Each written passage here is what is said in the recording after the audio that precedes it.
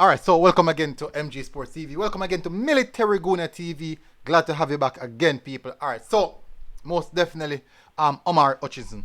Why am I discussing Omari Hutchinson? No, we all know the talent that he is. We all know the talent that he is, and this acquisition of Omari Hutchinson is one significant acquisition in a wide global scale. Now, I have a few questions. Let me take up the book. So these are the questions that I have to ask. So these are the questions, right? And I want you guys to listen keenly. Listen keenly about these questions. I'm going to ask these questions and I'm going to give you some very, very vital answers. If you do not agree with these answers about Omari Hutchinson, I want you guys to go into the comment section and tell me what you do not agree with whatever I'm saying. No, I don't even want to do not hit the like button as it. I want you to hit the like button at the end of the video. Let me know if it's a good video or not by hitting that like button. Because these are some key factors that we'll be covering. Some key factors. So please stay tuned. Please, I'm asking you to stay tuned. Listen to these. Now, question number 1. What does this mean for Jamaica / the Reggaeboyz? The acquisition of Omari Hutchinson. What does this mean for Jamaica / the Reggaeboyz? That is the first question.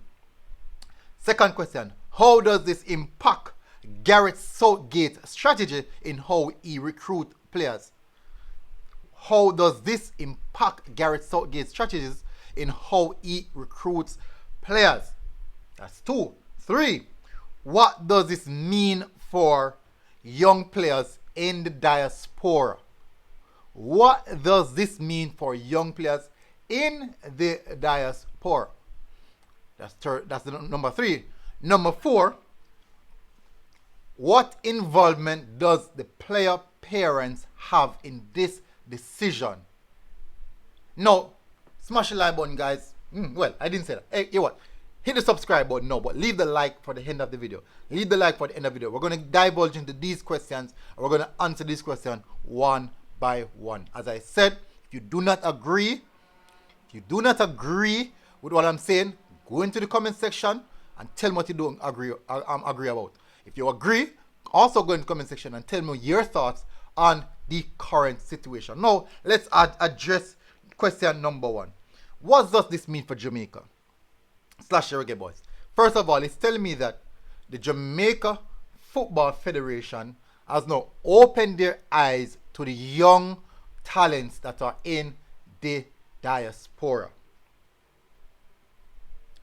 Jamaica, it means that they are opening their eyes to the young players that is in the diaspora. Now, it means that we can now look forward to see more young players from the diaspora. This is actually intertwined with number 3 question, but we can now look forward to see more players from the diaspora making that move. But what it specifically has to do with Jamaica, it will strengthen the Reggae Boyz squad. Without a doubt, these players will come in and strengthen the Reggae Boyz squad. Either the senior squad or the junior squad, but we're specifically dealing with the junior squad at this moment. I 100% believe that this is a strengthening strategy for the Jamaica football team. 100%. Now, that is number 1. That is what it means for Jamaica.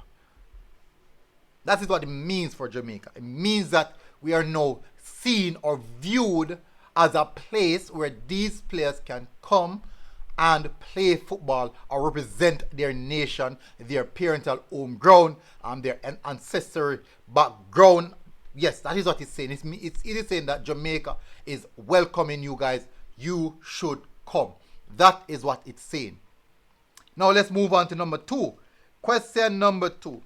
How does this impact Gareth Southgate's strategy? We all know that Gareth Southgate has a team from under 11, under 12, under 13, under 14, under 15.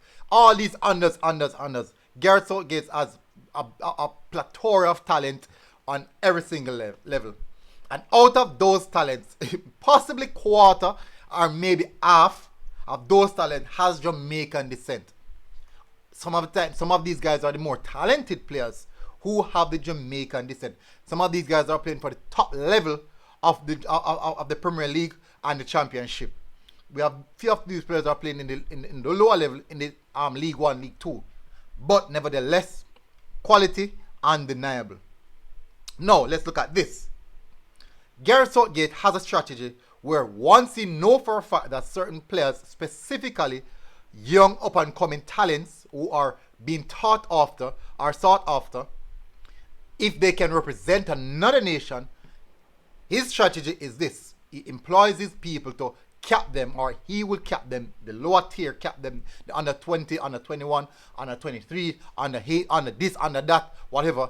Cap these players, let them feel comfortable, let them give them the idea that yes, you can represent England first team, the England senior team at some point in time. Knowing that many of these players will not or will ever see the first team. Give them the light of day and said, okay, show them the light at the end of the tunnel, and it doesn't matter how far they're going or how hard they're running, they won't reach that light, because that is a light that is just as though they're running, the light is moving as well. So this is them running, and this is the light, just moving away. So it's a consistent moving, or it's a constant moving away. Both parties cannot meet. That is what happened with many thousands of players who can, by dual nationals, who can represent other nations, and they thought that they could have played for England, and they didn't get the opportunity to represent at the highest level, which is at the international level, as a senior player, and they did not get that opportunity. So basically, they were robbed. Many of these players were robbed their entire career. They robbed the national success. They robbed the opportunity to play for the national team at the senior level. They were robbed. So Gareth Southgate has a system. That system is robbing a lot of dual nationals of playing for the first team first team football with a senior program.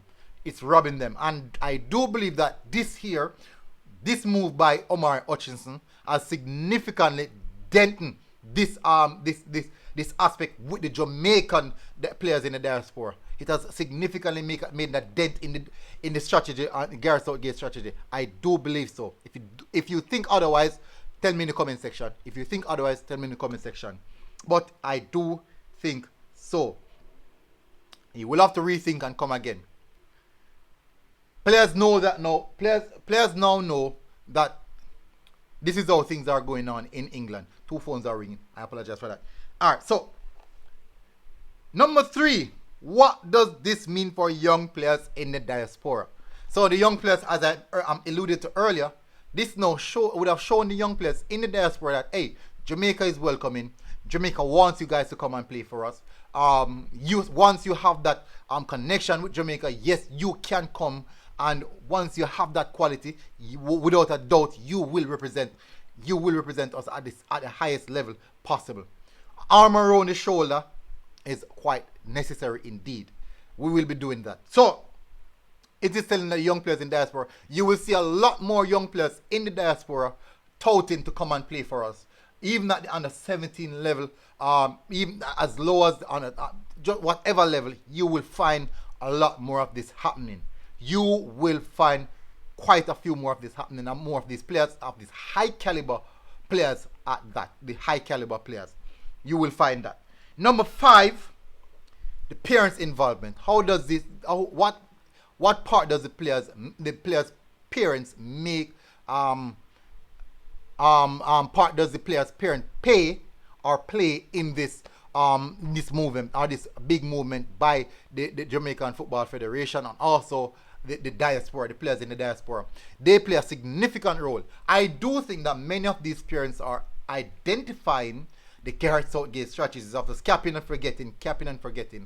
Many of these parents are identifying. You can see Eddie and Ketia going to Ghana, Osnet Doyle going to Ghana, Forlan Balogun want to play for the USA. You are seeing quite a number of this happening right now. Many of these players are out to play for other nationals because they realize that it doesn't matter how long, and they have seen other players, specifically in their own team, not being able to represent the England team, and when you look when they're looking at that, they said, okay, this guy has been in. I'm playing with this guy for many years now. He's a senior player in our squad, and he won't get a look in the senior team. How will I get that look in?